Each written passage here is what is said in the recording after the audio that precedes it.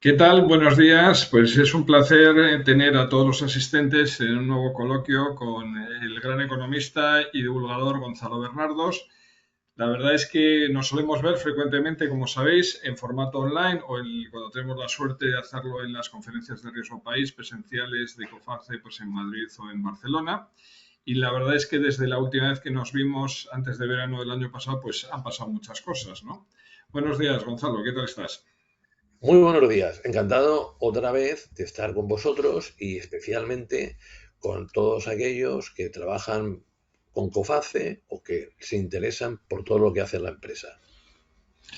Muchas gracias, Gonzalo. La verdad que el año pasado, el 2023, al final, con la presidencia española de la Unión Europea, la verdad es que España acabó con un crecimiento del 2,3 frente a la zona euro, que estaba en el 0,6, y además teníamos a Alemania en negativo, Francia con un crecimiento muy pequeño. Uno de los temas que sería importante, seguro para todos los asistentes, primero establecer es cómo estamos ahora mismo. Han salido ya previsiones del Banco de España que hablan de un 1,9 del Banco de España para el 2024, con lo cual sería decrecer, pero te seguiríamos en un crecimiento en torno al 2%, ¿no? ¿Cómo ves a la economía española ahora mismo y cuál crees que son las principales fortalezas o palancas que están impulsando la economía? La economía española está demostrando una fortaleza inusitada. Y yo me gusta indicar cuando acierto y también me gusta indicar cuando fallo.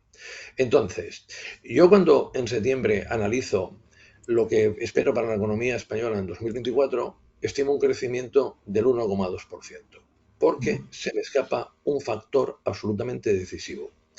Un factor que no es esencialmente económico, sino que es demográfico y que tiene una repercusión importantísima sobre la creación de empleo.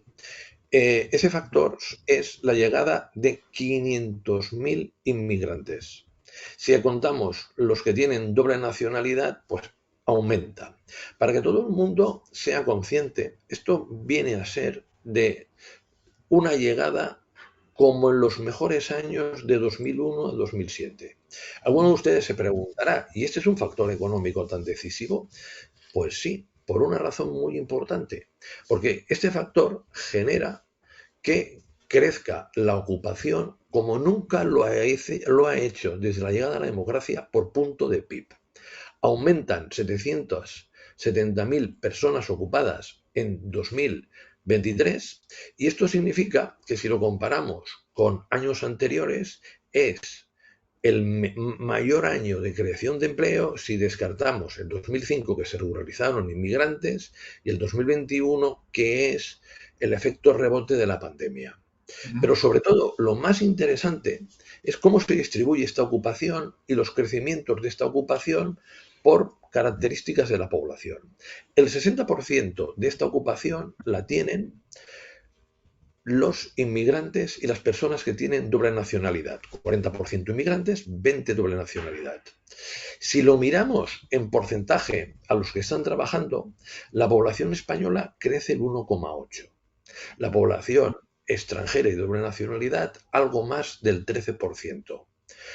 Claro, ¿qué significa esto? Bueno, significa que muchas empresas pueden incrementar su actividad económica porque tienen empleados que de otra manera no encontraban. Esto significa que aumenta el principal factor que normalmente hace incrementar el PIB, que es el gasto de las familias. Significa a la vez que tenemos una mayor población y esa mayor población tiene una capacidad de trabajar que no la tenemos en nuestro país.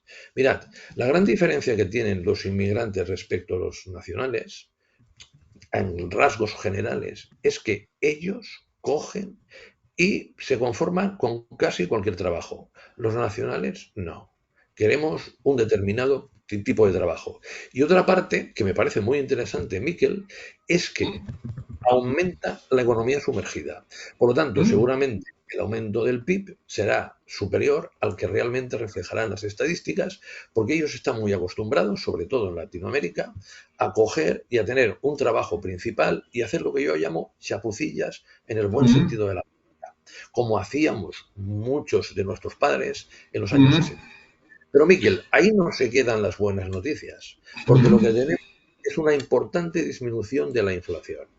Por ejemplo, lo que vemos es que el precio de la electricidad vuelve a sus niveles normales. Recientemente, en febrero, ya estaba el precio del gas en el mercado TTF, el principal mm, europeo, en 26 dólares, perdón, 26 euros megavatio hora. El precio de mm, los alimentos en los mercados mundiales principales también vemos que lleva 11 meses bajando de los 12 últimos. mm. Y derivado al mal funcionamiento de los principales países del mundo, lo que vamos a ver es una inflación que disminuye, la ganancia de poder adquisitivo por parte de los trabajadores, la aparición de una guerra hipotecaria entre las entidades financieras y, para mí, creo que vamos a crecer este año no al 1,2 como yo he dicho anteriormente, ni al 1,9 como dice el Banco de España, sino algo más del 2%, 2,2, 2,3, porque el turismo, y aquí finalizo esta primera intervención, está yendo de fábula. El año pasado hicimos máximo histórico. Atención, Históricamente.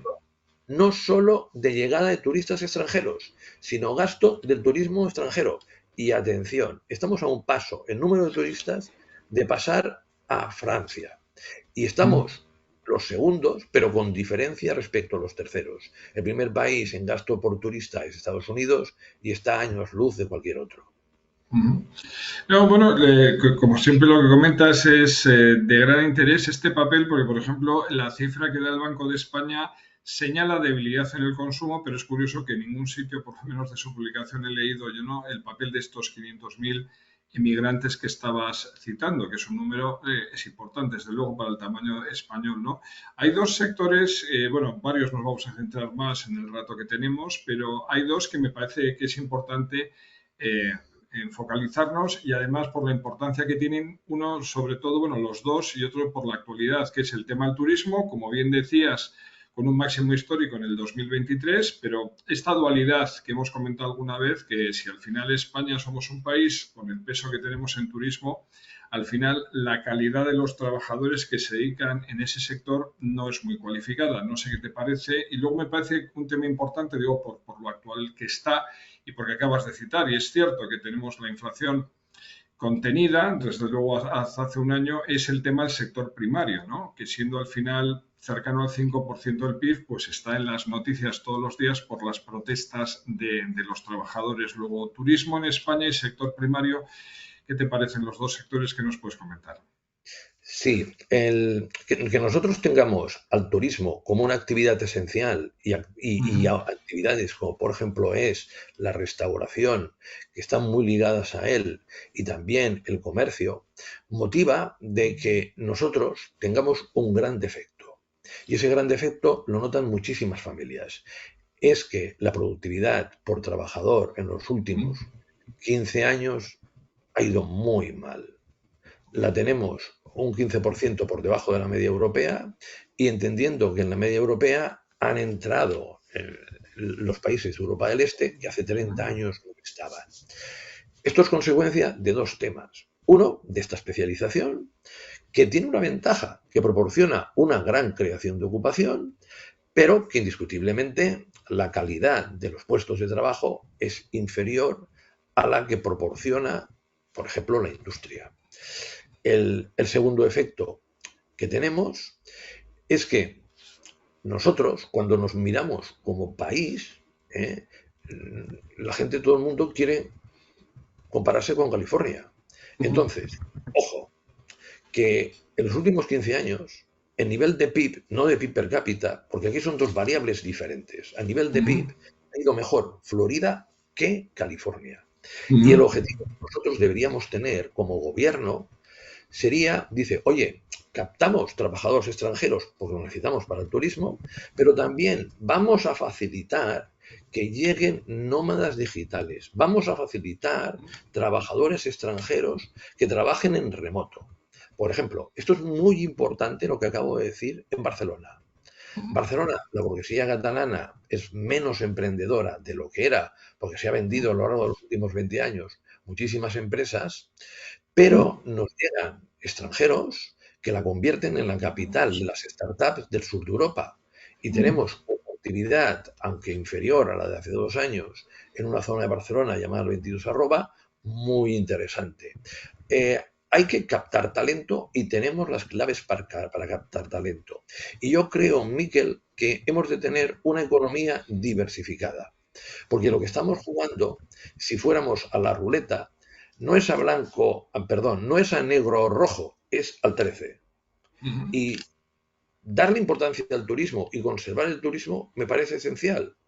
Pero debemos diversificar, porque nos hace una economía muy volátil. Somos la peor economía del mundo dentro de la OCDE en 2020 y ahora en el último año hemos estado entre las 3 mejores de la Unión Europea, porque tenemos un turismo muy importante. Entonces, sería necesario utilizar los fondos europeos Next Generation para atraer industria. Sería necesario identificar lo que yo denomino sectores clave del futuro para potenciarlos y crear calidad de ocupación. Porque lo que le falta a este país es calidad de la ocupación. Y esto, Miquel, genera un problema que a mí me parece bestial. La primera generación de los últimos 200 años que está convencida que ellos vivirán peor que sus padres. Esto es un problema muy importante, más económico que social para nuestro país. De todas formas, como siempre hay un tema de expectativas, ¿no? Lo que se esperan. Te decía antes de, porque creo que es muy interesante, ¿no? La ocasión o que se han hecho con los fondos Next Generation, pero antes de dar con ello, ¿qué te parece el tema de las protestas del sector agrícola? La importancia, desde luego que en España lo es, en otros países europeos como en Francia, al final tiene un peso menor, sensiblemente menor que el turismo, pero cuando has escrito, por ejemplo, que bueno, pues se acabó la paciencia de los agricultores, ¿cómo ves el sector primario, la importancia que tiene, sobre todo para la alimentación y las cadenas de distribución tan importantes que hay en este país? Sí, en primer lugar, es un sector olvidado y generado como moneda de cambio por los políticos. En España es importante. Nosotros tenemos aproximadamente un 50% más de importancia en el PIB del sector primario que la media de la Unión Europea. Y si cogemos toda la cadena de valor del sector primario, es decir, desde la agricultura y la ganadería hasta los supermercados, es que estamos alrededor del 10% y está entre los 3 primeros sectores. Y, por ejemplo, es más importante que el del automóvil.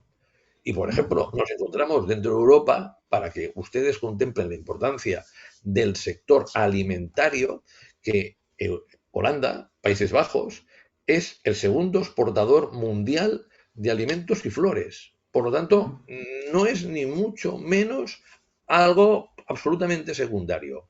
Aquí lo que ha ocurrido, básicamente, es que la Unión Europea ha intentado incrementar la libertad de comercio con el resto del mundo, favoreciendo a la industria, especialmente a la alemana, y ofreciendo compensaciones. Por ejemplo, a Nueva Zelanda, a Australia, a Mercosur, con el que hay pactado un tratado comercial que hay que ratificar, o con México, o con otros países del mundo, lo que se ha hecho básicamente es: yo te exporto manufacturas y te dejo exportar alimentos. Pero aquí los que dicen los agricultores dicen, oigan, pero es que estos alimentos pueden utilizar unos productos fitosanitarios que nosotros no podemos utilizar, estos productores extranjeros no necesitan tener un 4% de las tierras en barbecho y no tienen que cumplir unos compromisos medioambientales que nosotros sí.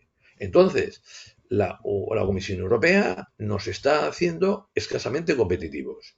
Segundo, en 1992 el 66% del dinero del presupuesto comunitario iba a la PAC, a la política agrícola común. Ahora va el 31%. Y prácticamente lo que se viene a decir por parte de la Comisión Europea es algo del que yo estoy totalmente en contra. No podemos tener industria porque contamina y la tenemos que coger y la tenemos que importar desde el sudeste asiático. Por ejemplo, nosotros teníamos una cuota de semiconductores hace 30 años del 44%, ahora tenemos del 8%. Por ejemplo, hace 10 teníamos una cuota de placas solares, si la memoria no me falla, del 30%, ahora la tenemos del 3%. Si nos cogemos en materia alimentaria, es que lo que te indican es que no hemos de ser autosuficientes a pesar de que podamos serlo. ¿Por qué? Compensa traerlo de otros países. Por ejemplo, de Turquía y Marruecos hacemos un cambio. Les decimos, controláis las fronteras y nosotros, sobre todo a Marruecos, os ayudamos a desarrollar vuestra agricultura. Entonces, Miquel, lo que pasa con los agricultores y ganaderos es que primero, es una profesión muy vocacional. Segundo, son personas que no les salen las cuentas y con todo el dolor de corazón están diciéndole a sus hijos lo que jamás habrían deseado decir. Hijo, hija mía, no te dediques a lo mismo que tu padre, porque vas a malvivir. Una gran incertidumbre, unos precios de los seguros cada vez más elevados, una Comisión Europea que nos perjudica día tras día. ¿Vosotros creéis que un agricultor o ganadero cuando llega a casa ha de tener un cuaderno digital, que ha de poner la tierra donde ha labrado, los productos fitosanitarios que ha utilizado, los residuos orgánicos que ha generado y dónde los ha puesto? Es decir, convertimos a un agricultor y ganadero en un burócrata. No obstante, en todos estos que son muchos problemas, sin duda, Miquel, el principal es la competencia desleal. Es interesante porque, bueno, este año tenemos elecciones europeas, lo digo a nivel del 6, bueno, entre el 6 y el 9 de junio. La verdad es que la media de votaciones sigue siendo hoy en día, ¿no? El 30%, es decir, hay una gran abstención, ¿no? Respecto a las elecciones europeas. Y, por ejemplo, claramente, como bien indicabas, por la reducción que ha habido de la política agraria común y por las políticas que se imponen a los agricultores, pues yo creo que es algo que nos afecta en el día a día, tan el día a día como cada vez que comemos, ¿no? Entonces, es interesante que, bueno, pues desde el año 86 España es europea, pero vuelvo a decir, no sé qué te parece que vaya a haber elecciones y se pueda hablar de una abstención superior al 60%, es decir, que la gente no esté más movilizada globalmente, cada uno vote lo que quiera, por supuesto, pero ¿por qué al final hay una abstención tan elevada, sobre todo en las elecciones europeas? Pues por desconocimiento, porque nos afecta muchísimo. Nos afecta más comparativamente lo que sucede en Bruselas que lo que muchas veces sucede en la capital de la autonomía donde vivimos. Porque hay muchas legislaciones que se transponen en España de directivas europeas. Algunas son beneficiosas y otras no. Y sobre la manera de qué producimos, dónde lo hacemos y cómo producimos, influye muchísimo Bruselas. Aquí en Europa, en los últimos 25 años, ha habido un gran ganador y un gran perdedor. El gran ganador es el lobby medioambiental. Los países del norte de Europa han sido muy, muy listos. Vieron la deslocalización de industrias hacia el sudeste asiático y generaron un cambio de producir productos manufacturados a producir bienes y servicios medioambientales. Influyeron muchísimo en la Comisión y continúan influyendo en la Comisión Europea, han generado un icono mundial como Greta Thunberg y han apoyado decididamente a países verdes que han triunfado mucho. Pero esto es fruto del pasado. Ahora en Europa hay pánico. ¿Pánico de qué? Pánico de que el partido típicamente cristiano-demócrata y socialdemócrata, que eran los ejes de la Comisión Europea y del Parlamento Europeo, hayan perdido en las próximas elecciones una gran parte de los votos, porque la extrema derecha especialmente se gane el favor de los descontentos y entre ellos de los agricultores. Miquel, hay un país que refleja muy bien esto. Es Países Bajos. Ujú. Países Bajos, para el Senado, gana el Partido Agrícola y Ganadero. Y en cambio, en las últimas elecciones, el que gana, y con diferencia, aunque afortunadamente desde mi perspectiva no va a lograr gobernar, es la Ujú. extrema derecha de Wilders. Ujú. Yo creo que tienen que tomar nota y compatibilizar la mejora del medio ambiente, la disminución de los gases de efecto invernadero con la posibilidad de que los agricultores y ganaderos puedan sobrevivir en sus instalaciones. Porque, Miguel, necesitamos, sobre todo en Ujú. España, una población mucho mejor distribuida dentro del país, Ujú. porque hay lugares donde falta clamorosamente población, una gran parte de la España interior, y hay otros lugares, como mínimo en alguna parte del Mediterráneo, que incluso sobra. Y hemos de hacer atractivos a los primeros. Y para esto, el gobierno, con los fondos europeos, Ujú. debería Ujú. ayudar a generar una industria transformadora, porque nosotros somos muy buenos en agricultura y ganadería, pero no tanto en la transformación de producto agrícola y Ujú. ganadero, y aún menos en el marketing. Que Ujú. el mejor aceite de oliva sea de Italia Italia. Ujú. es un cachondeo, dado Ujú. lo fantástico que es el que sobre todo conseguimos en Andalucía. Pues nada, para los oyentes, 720 diputados a elegir en junio en la Unión Europea. Hablando de la Unión Europea, uno de los temas que he citado antes de pasada, pero creo que sería interesante para todos los oyentes, serían los fondos Next Generation, ¿no? Al final, la verdad es que estamos hablando de un paquete muy relevante a repartir entre 2021 y 2026 que puso la Unión Europea precisamente para reactivar la economía tras el COVID, en el cual cualquier empresa autónoma o particular podía acceder, pero la verdad es que las noticias, cuando las escuchas en España, parece que el principal destinatario de los fondos Next Generation en España es el sector público.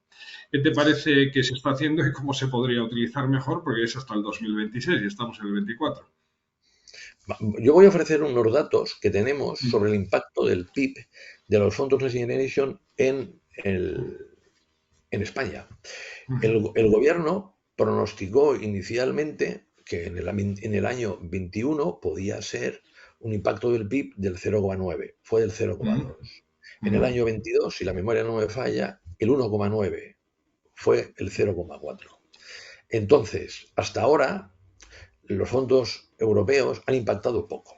¿Por qué? Porque tenemos una historia de utilizar los fondos europeos que no es precisamente buena. En primer lugar, somos el país que más fondos europeos pierde y somos el país que más los ejecuta en los 2 últimos años. Entonces, esto queda muy claro a cualquier observador imparcial que esto es debido a una administración pública lenta. Vale. Entonces, a partir de aquí, lo que hace el gobierno son varios errores. El primer error, oye, vamos a coger y vamos a ofrecer un agente externo para que la ejecución de los fondos sea más rápida. Pero sobre todo, que además de ser rápida, sea capilar. Porque a mí lo que me preocupa con los fondos es que no lleguen a las pequeñas empresas, porque es una magnífica oportunidad de transformar una pequeña empresa en una mediana y una mediana en una grande. Bien, pues no. Vamos a hacer como siempre. Oye, tienes un ejemplo reciente de que es un auténtico fracaso, el ingreso mínimo vital, porque has obligado a gente que muchas veces no está bien psicológicamente o que no tiene capacidades digitales de hacer la solicitud digital. Bueno, pues a mí, yo es que lo tenía muy claro, Miquel, y que me parece de sentido común. Dice, oye, ¿cómo han llegado los fondos ICOs a las empresas? Oye, pues rápidamente. ¿Quién los ha distribuido? Los bancos. ¿Ya han hecho alguna de las suyas, como pasar un crédito que tenían ahí medio dudoso a fondos ICO? Vale, ya lo sabemos. Pero a mí personalmente lo que me interesa como ciudadano y como persona que quiere que se potencien las pequeñas y medianas empresas es que los bancos están en condiciones de ofrecer adecuadamente estos créditos a las empresas correspondientes y facilitarles la solicitud. Empresa farmacéutica italiana, que tengo una conferencia de aquí a poco, les explico. Mm, ¿Habéis solicitado los fondos de Next Generation? No, los hemos descartado. Es una multinacional. Y digo, ¿por qué? mm, Gonzalo, mm, el que la solicitud es tan farragosa que incluso contratando una empresa para que nos haga la solicitud, no nos salimos. mm, Entonces, Miquel, ¿a qué nos estamos dedicando los fondos de Next Generation? Tres ejemplos. El primer ejemplo, yo paso por la playa de Salou y veo un gimnasio urbano en la playa y mm, dice, financiado con los fondos Next Generation. mm, eso. Cojo una Mm, irritación y los pocos pelos que tengo se me ponen todos de punta. El plane de Zapatero, segunda parte. 15.000 millones tirados a la basura. Segundo, aquí en Cataluña tenemos una sequía. Se les ocurre mm, que ahora las desaladoras que tenían que estar puestas hace mucho tiempo van a ser compradas a través de los fondos Next Generation. Dice, hombre, mejor eso que nada. Pero claro, es que yo aspiro a otra cosa. Yo aspiro a lo que hablábamos antes, a que se genere empleo de calidad, a que pueda trabajar mucha más gente en la industria, que le podamos coger y empresas del sudeste asiático que se están deslocalizando de China vengan a España. Tenemos mm, un montón de dinero, primero 140.000 millones de euros, ahora 163.000 millones. Y el problema es que no sabemos en qué gastarlo. Y llevamos camino de gastarlo en chorradas o de comprar voluntades con ese dinero para determinados políticos. Y perdonad, a mí me parece que los fondos europeos es un antes y un después en España. mm. Maná que nos ha caído del cielo.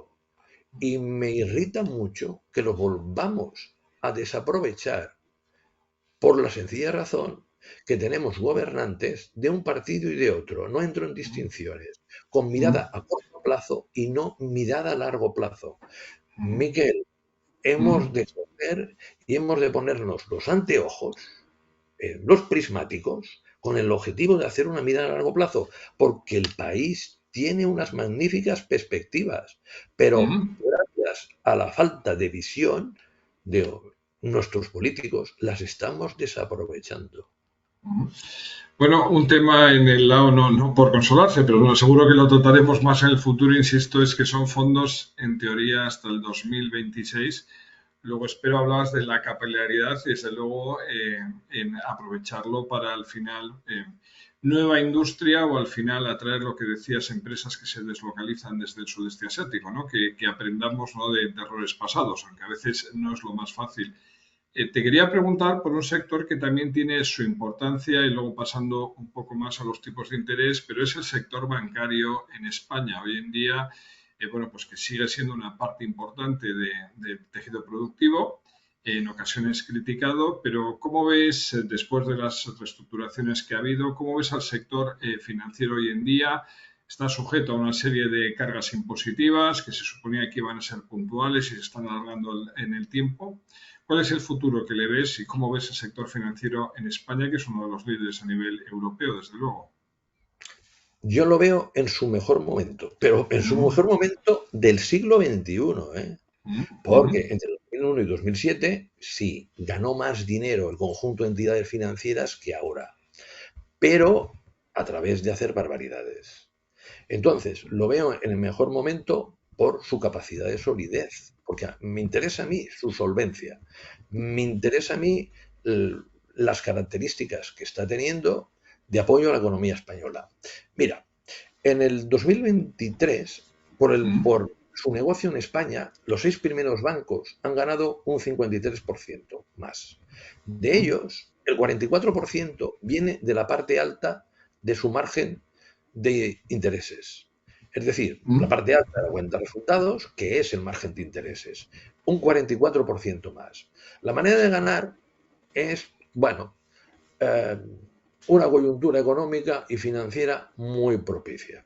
En 15 meses, los tipos de interés del Banco Central Europeo, desde junio del 2022 a septiembre del 23, pasan del 0 al 4,5. Y todos los tipos a tipo de interés variable aumentan considerablemente. Ellos aumentan más los tipos de interés que cobran de los préstamos que los que perciben que los que pagan de los recursos que obtienen, es decir, principalmente de los depósitos. Entonces, sube su margen por euro negociado y sube tanto que no necesitan dar más crédito, sino que dan menos crédito. Por ejemplo, el stock de crédito hipotecario, el stock de crédito total el año pasado bajó un 2,8. Por ejemplo, la concesión de hipotecas nuevas bajó un 19%. Por tanto, muy sólidos porque los préstamos que dan los tienen casi al mismo nivel que los depósitos que logran de clientes. Y desde luego un aspecto que desconoce la inmensa mayoría de la gente. Los bancos han cogido y el año pasado han subido mucho menos los intereses de los nuevos préstamos que lo que ha subido el tipo principal de referencia del Banco Central Europeo. El año pasado, por ejemplo, en el mes que más caras estaban las hipotecas, en un broker hipotecario digital estaban al 3,1. Pero lo más importante, Miquel, y este es otro factor, que como sabía que me lo preguntabas, me lo he dejado para ahora, es lo que van a hacer este año. Los ejecutivos tienen el compromiso con los componentes del Consejo de Administración y con sus accionistas de ganar más dinero. Lo tienen muy difícil, porque individualmente todos los bancos principales españoles, excepto Unicaja, son récords históricos de beneficios por su negocio propio. Pero, ojo, durante 2024 no van a cobrar más, sino menos, por el dinero que tienen prestado. Porque va a llegar un momento en que el Euribor va a bajar sustancialmente y eso va a hacer que en lugar de cobrar más, cobren menos. Si ustedes consideran que el margen de intereses es un rectángulo, el volumen de crédito es la base y el margen, la diferencia entre lo que cobro por el dinero que presto y lo que pago por el dinero que me han depositado, vamos a tener en 2024 la siguiente evolución. El margen baja. Por lo tanto, ¿qué es normal que hagan los bancos? Que suba el volumen de préstamos. Claro, para esto, Miquel, yo creo que va a haber guerra financiera, principalmente de hipotecas. Vamos a ver tipos de interés a final de año en los brokers hipotecarios digitales, que son más baratos que las oficinas de los bancos, por debajo del 2. En la actualidad, aunque les parezca mentira, pero corroborado fielmente, 2,3 ya. Entonces, va a impulsar el sector de la construcción, va a impulsar la inversión de muchas empresas, porque los bancos van a perseguir a las empresas para que inviertan. Y a mí me parece que el crédito es como la gasolina de un coche. Si tengo poca gasolina, recorro pocos kilómetros. Si tengo mucha más gasolina, recorro muchos más. Este es otro factor decisivo para que la economía española vaya francamente mejor que la mayoría de los europeos. La solidez de los bancos. Y el último dato, por si, Miguel, hay alguien que pueda estar espantado. El año pasado, si yo cuento la inflación y la resto, ¿vale? Los bancos españoles dieron en nuevos créditos hipotecarios el 30% del importe que en 2007. Por lo tanto, nada de burbuja por aquí ni por allá financiera, solvencia contrastada. Tenemos en este momento los mejores bancos de Europa en materia de solidez y pueden ser un factor muy importante en los próximos años si en lugar de poner el freno de mano como pusieron en 2023 y redujeron los créditos, ese freno de mano lo bajan. La última, Miquel. Fíjate, ¿qué medida de los tipos de interés? Del 0 al 4,5. Pues la moralidad no varió. La misma en 2022 que en 23. 3,54. Todo a favor del crédito. Y si ustedes están pensando hacer algo más en su empresa, ánimo, que van a conseguir créditos baratos. Negocienlos bien, ¿eh? Y si van a comprar una vivienda, háganlo rápido, porque yo creo que prácticamente ya, es decir, en 3 meses, volvemos a un gran boom inmobiliario. Pues te quería, vamos, citar antes que nada para todos los asistentes, no he dicho al principio, pero bueno, dentro de 10 minutos quedará abierto, ya esto va a toda velocidad como siempre, el turno de preguntas. El que quiera hacer cualquier pregunta nos la puede enviar por el chat o por email, o sea, cualquier cosa que le queréis preguntar a Gonzalo, que seguro que nos lo responderá. Entonces, insisto, son la 1:08, dentro hay 20, abriremos por lo que es el turno para las preguntas que quieran hacer los asistentes.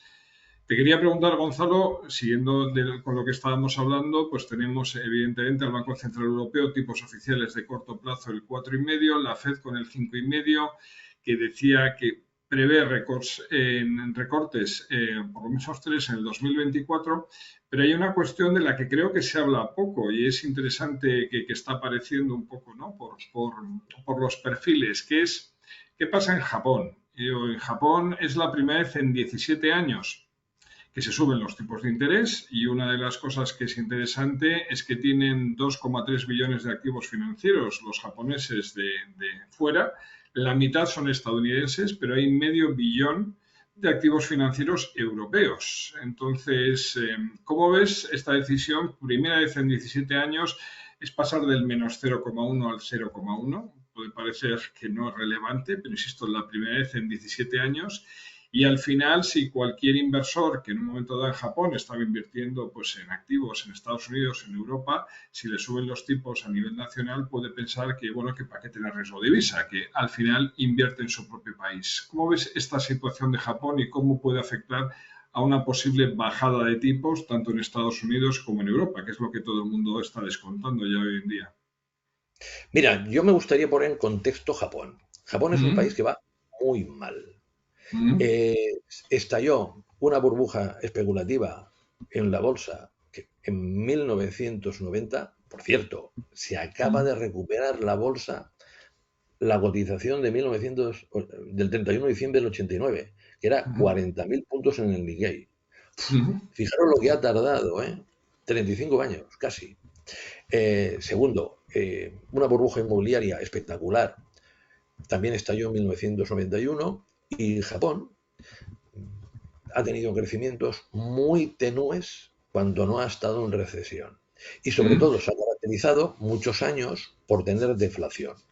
Pero mm, Japón, el principal factor, aparte de la gestión de esas burbujas, es que yo diría que es el país del mundo más estricto con inmigración. Ha perdido mucha población en los últimos años, la población está muy avejentada y siendo el gasto a las familias un factor de impulso del PIB muy importante, pues las personas mayores está contrastado que gastan menos que las jóvenes porque creen que van a necesitar más el dinero que ellas. Por lo mm, tanto, Japón no tira, no tira. mm, Entonces, mm, la manera de tirar que se ha hecho ha sido dos maneras. Uno, una política monetaria muy expansiva, tan expansiva que los tipos de interés reales son negativos, como son ahora. Porque si se mm, ponen a ver acá, la inflación en Japón está en el 2,5. Por lo mm, tanto, claro, a ti ir a prestar dinero, perdón, ir a recibir un préstamo, te sale muy beneficioso. mm, En estas condiciones, ¿qué observamos? Que a mí me parece que Japón va a continuar languideciendo en el tiempo, entre otras cosas, porque dudo mucho que Asia vaya bien, porque el principal dinamizador de Asia y de la economía mundial, como ha sido China, está soportando también la explosión de una burbuja especulativa. Y mm, creo que esta subida de tipos de interés lo que pretende es rebajar la inflación, pero yo te diría que la inflación interior de Japón es que es muy reducida y la mm, inflación exterior es una inflación que, dado en los mercados de materias primas, tienen que bajar. Por lo tanto, lo normal, Miquel, sería que no continuara mm, al alza. Si continuara al alza, podía suponer algún problema de financiación de alguna empresa en un Estado que debería pagar una prima superior a la que paga en la actualidad.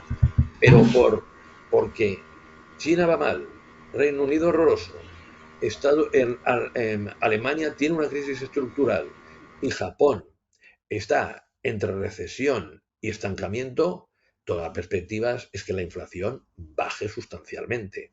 Y para mí, el Banco Central Europeo en marzo ya debería haber bajado los tipos.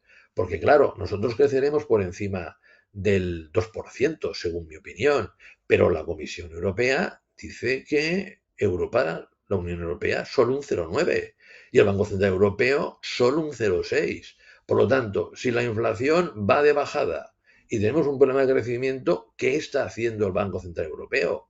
Bueno, pues lo de siempre. Estados Unidos es diferente.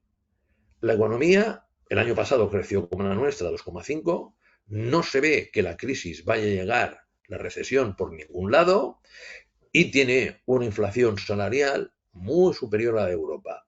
Por lo tanto, a mí me parece que la Reserva Federal baje solo 3 veces los tipos de interés es razonable, sobre todo si no hay expectativa de estancamiento económico, que el Banco Central Europeo me parecería razonable que lo mínimo que bajara en diciembre fuera un punto, pero yo estaría más a favor que bajara un 1,5. Me he muteado porque parece que mi ordenador está metiendo un ruido. Digo, si a alguien le ha molestado un ruido, lo pondré poquito, pero son las cosas del directo. Hay dos cuestiones, pues muchas gracias, Gonzalo, que también sería interesante tratar, ¿no? Cuando hablamos a nivel de la economía española y pensando en todo el gasto global de la economía, se supone que ya la deuda de las administraciones públicas, los pasivos de las administraciones públicas han pasado ya los 2 billones con B de Bilbao de euros.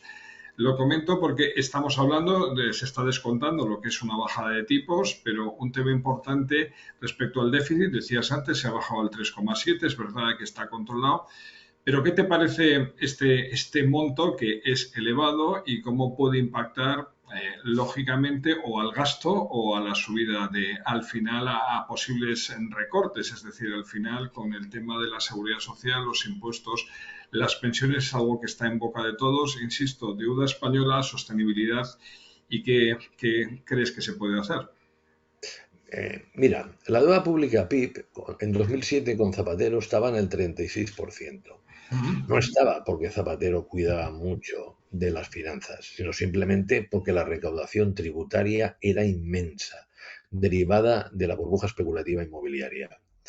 Entonces, el sector público rescató al sector privado en la crisis y luego otra vez durante el coronavirus.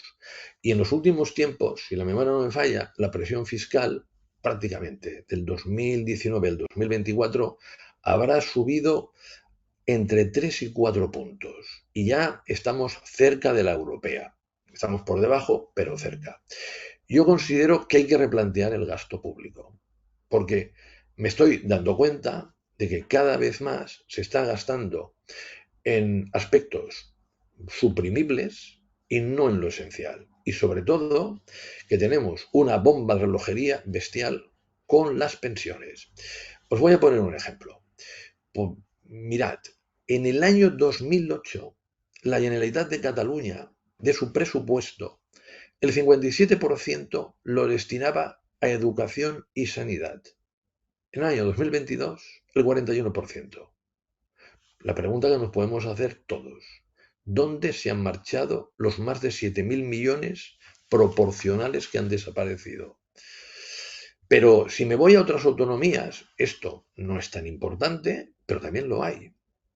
Luego, lo que observamos es que las pensiones son, hace 5 años, el 28% de los presupuestos generales del Estado y ya son el 40%.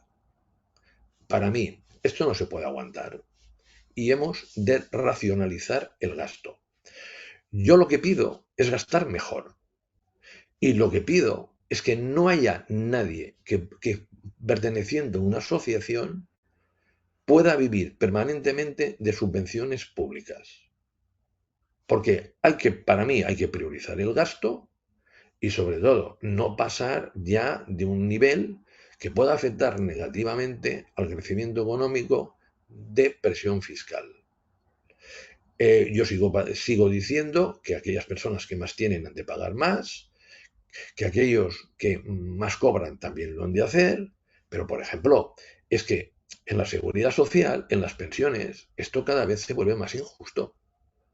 Aquel que está cotizando al máximo, pues está donando cada vez más a aquel que cotiza el mínimo y al final solo ha cotizado 15 años. Entonces, redistribución, por supuesto, pero con unos criterios bastante más claros, porque a mí lo que me espanta, Miquel, son proposiciones como la de Yolanda Díaz. A los jóvenes cuando cumplan 21 años les voy a dar 20.000 euros. Madre mía, es lo peor que se puede hacer. Es decir, que papá Estado me va a financiar y yo no voy a hacer nada porque a los 21 años me caen 20.000 euros para comprar videojuegos, hacer viajes o lo que sea, me parece increíble. Porque lo que creo es que este país necesita que todos nos esforcemos más. Y los ímpetus que nos llegan de la política no van así. Yo soy contrario a que haya multitud de subvenciones por no trabajar. Entonces, vamos a coger y centrarnos en lo principal, destinarle más dinero, pero a la vez incluso mantener lo que gastamos o gastar menos. Y miren, para mí lo principal es muy sencillo. Sanidad, educación, pensiones, justicia y seguridad. El resto podemos discutir bastante cómo, cuándo y cuánto gastamos. Y subvenciones a aquellas asociaciones múltiples que me hacen de claca, me refiero a los políticos, cortarlas radicalmente. Yo estaría dispuesto a reformar el sistema impositivo y a crear impuestos finalistas, entendiendo que rebajamos, por ejemplo, IRPF o el IVA, pero creamos un impuesto finalista a la sanidad, a la educación y que obligar a que esto se cumpla. Porque dejar en manos de unos políticos de un lado y de otro que han demostrado que sus intereses están por encima de los de la nación, a mí me parece cada vez más peligroso. Entramos ya, muchas gracias Gonzalo, a nivel del turno de preguntas es interesante porque, bueno, la primera, por tu faceta de profesor en la Universidad de Barcelona, ¿cómo ves a las nuevas generaciones? Es decir, comentábamos antes, o has comentado, ¿no? Que es la primera generación que cree que va a vivir peor que sus padres, pero insisto, también es un problema de expectativas, lo que al final espera, ¿no? Hay mucha gente de países en vías de desarrollo, precisamente igual está llegando en España, que sus expectativas son menores y siempre piensan que van a ir mejor, ¿no? ¿Cómo ves a las nuevas generaciones a las que tienes todos los días en tus aulas? Pues mira, yo me he convertido en lo que yo llamo el abuelo. Pero no el abuelo por edad, sino porque estoy en el segundo semestre del tercer curso. Hay 4 cuando doy grados, ¿vale? Entonces, veo que tienen una dificultad tremenda derivada de un sistema educativo básico francamente malo. No, nadie les ha enseñado a pensar. En la propia universidad yo me encuentro que muchos de mis colegas utilizan un PowerPoint, yo evidentemente también lo sé utilizar y lo utilizo para reuniones con ejecutivos de muchas horas, pero claro, el PowerPoint es superficialidad. Y cuando yo les incito a pensar, a razonar y a relacionar, esto, Miguel, es un drama. Segundo, nadie les orienta de cómo desarrollar una carrera profesional, ni qué es lo que debes hacer, la importancia que tienen las relaciones en esa carrera profesional, la importancia que tiene, pues por ejemplo, en un determinado momento hacer un máster específico, y muchos hacen un máster porque mira, así se pasan un año más estudiando. Después, por la parte buena, no hay nadie que aprecie más a la Universidad de Barcelona que uno que ha pasado un semestre, un año en una de fuera. De repente nos quieren muchísimo más porque las comparan y en la comparación salimos bastante bien. Yo tengo ahora a mi hija en Boston en un intercambio universitario y me escribe un WhatsApp y me dice, ¿valdrá la pena que haya venido aquí? Digo, por currículum sí, por lo que aprendas no, porque ya sabía que aprenderías relativamente poco. Northwestern, ¿eh? Pero bueno. Claro, aquí el tema básicamente, y me voy a comparar cuando yo era joven. Yo me tenía que comer el mundo y me lo tenía que comer porque respaldo de mis padres es que no lo tenía, porque ya habían hecho más que suficiente con que yo fuera a la universidad. Por lo tanto, me saliera lo que me saliera inicialmente, había de coger y había de tirar para adelante. En segundo lugar, yo no estaba pensando en, sobre todo, disfrutar, y había disfrutado mucho cuando era estudiante, sino estaba pensando en progresar profesionalmente. En tercer lugar, que mis padres me ayudarán mensualmente. Esto estaba descartadísimo. Y Miguel, esto ha cambiado. Yo te voy a contar una anécdota que refleja un poco una parte de la sociedad. Ahora luego iré a la otra. Yo tengo un amigo que tiene una hija y dice que la hija no puede tener hijos porque no le llega. Y yo digo, ¿cuánto cobra tu hija? 2.100. ¿Cuánto cobra su pareja? Entre unas cosas y otras, 2.200. 4.300. Vale, no está mal, no está mal. ¿Cuántos viajes ha hecho tu hija? Mira, en marzo se fue a Tailandia. En verano a una parte a Estados Unidos. Y en diciembre nos vamos todos a Alemania. Vale. ¿Tiene segunda residencia? Sí, sí, sí. Bueno, alquila una segunda residencia en verano.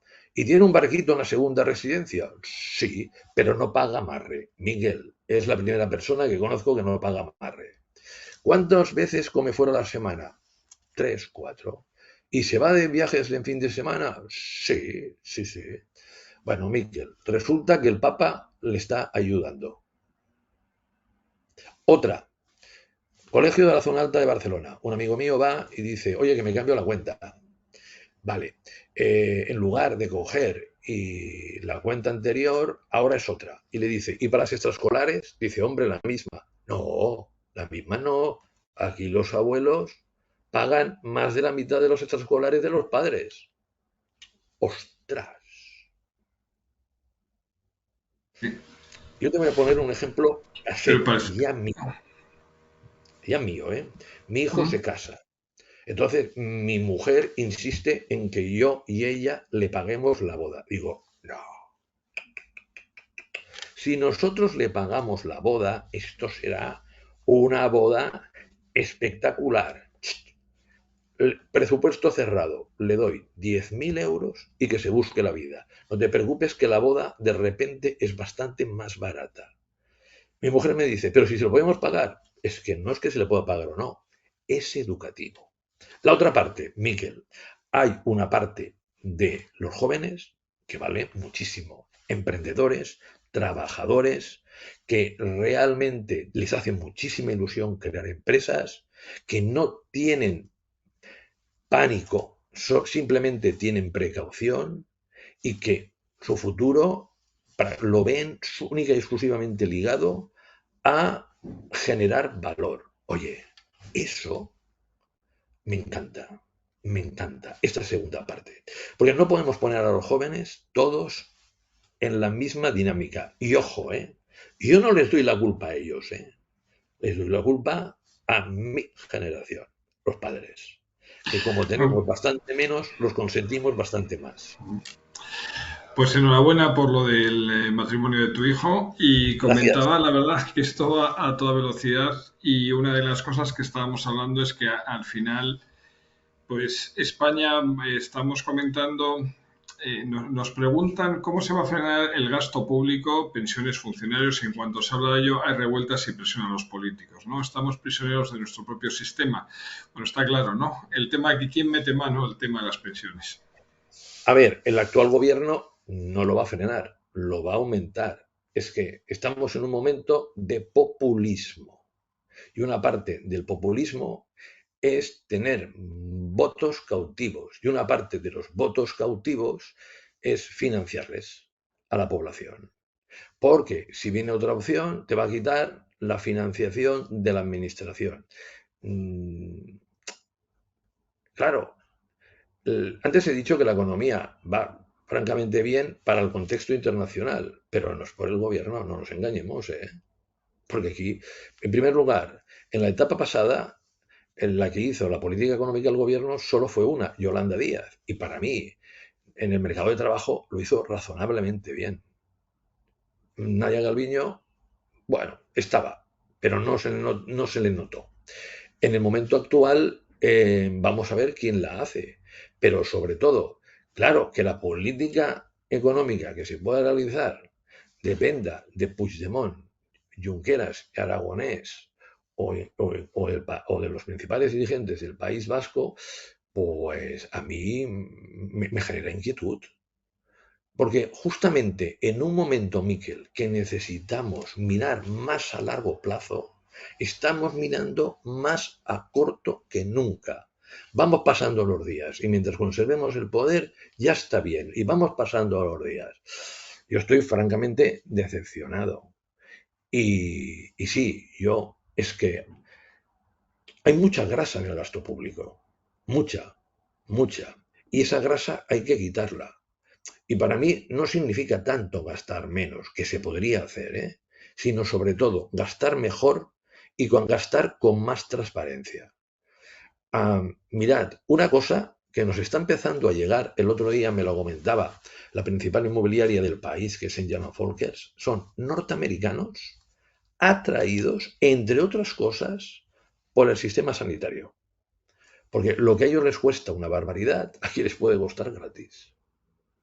Entonces, yo creo que esto lo hemos de conservar, pero hay muchas cosas que son prescindibles. Por ejemplo, tenemos muchísimas autonomías que lo principal que quiere el gobierno autonómico es el control social y gasta un dinero que no va a la actividad productiva directamente, ni muchas veces indirectamente, sino su propio beneficio. Hay que replantearlo, Miquel. Hay que replantearlo el gasto público. Y en ese replanteamiento del gasto público hemos de ir no a lo que favorece al político, sino a lo que favorece al ciudadano, especialmente al que tiene menos recursos. Ujú.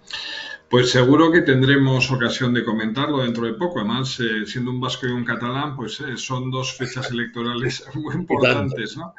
De aquí a verano, cómo van a funcionar. La verdad que globalmente, me comentabas, vemos a España bien, que podíamos ir mejor. El tema de los fondos Next Generation, desde luego utilizarlos de una forma mejor que gimnasios en la playa, ¿no? Que es lo que parece, y al final el hecho de darnos cuenta del peso que tiene el sector primario que comentabas, incluyendo lo que era la distribución, en torno al 10%, ¿no? El sector productivo tan importante que últimamente ha estado pues descontento, la fuerza que tenemos, el sector bancario español, que desde luego que es muy relevante a nivel europeo y a nivel mundial. ¿Alguna otra cuestión con la que quieras cerrar este coloquio? Yo, pues hombre, yo lo que quiero cerrar es un agradecimiento a los empresarios que nos están viendo y a sus trabajadores. Porque con la que está cayendo, las exportaciones que ustedes están realizando, bueno, estamos ganando cuota de mercado como mínimo en la mayor parte de los años. Y la economía española, económicamente en el exterior, es muchísimo más potente que en el 2007. Y sobre todo, esto han pasado gobiernos del PP y del PSOE. Nadie ha tenido un especial interés en la internacionalización ni en la mejora de la competitividad. La han conseguido ustedes. Aquellos que la han conseguido pagando mejor a los trabajadores se merecen un sobresaliente, los otros también aprueban. Pero ese es el camino, porque Miguel, nosotros éramos el país de los desarrollados que en 2007 vivía más por encima de las posibilidades, porque la diferencia entre lo que invertíamos y lo que ahorrábamos era muy elevada, como la que nos importábamos y la que nos exportamos. Ahora vivimos por debajo. Y lo más bueno, vivimos por debajo y además crecemos por encima de la media. Por lo tanto, sabiendo que esto no lo han hecho los gobiernos y tenemos sector público y sector privado, lo ha hecho el sector privado. Y a los trabajadores y a los empresarios, mi reconocimiento. Porque este país tiene muy buenas perspectivas. Y lo que les animo es a conquistar más mercados exteriores, lo que les animo es a hacerlos con seguridad, y para eso, entre otras cosas, está GOFACE, y finalmente a intentar, sobre todo, incidir mucho más en la calidad de los productos y menos en los costes laborales, porque en España, comparativamente a otros países, se paga muy poco, y para que nuestros jóvenes vivan mejor que nosotros, es necesario que tengan mejores puestos de trabajo y salarios más elevados. Pero evidentemente se lo han de merecer. Y ahí están ustedes para que se los merezcan.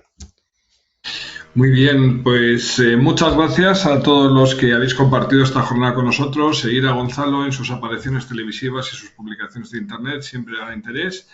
Nos volveremos a ver en el próximo coloquio de COFAS, sea online o de forma presencial, que anunciaremos de sobra en nuestra página web y redes. Muchas Muy gracias. bien. Hasta Muchísimas la vista. gracias, Miquel. Muchísimas gracias a todos los que nos están viendo y disfruten del año.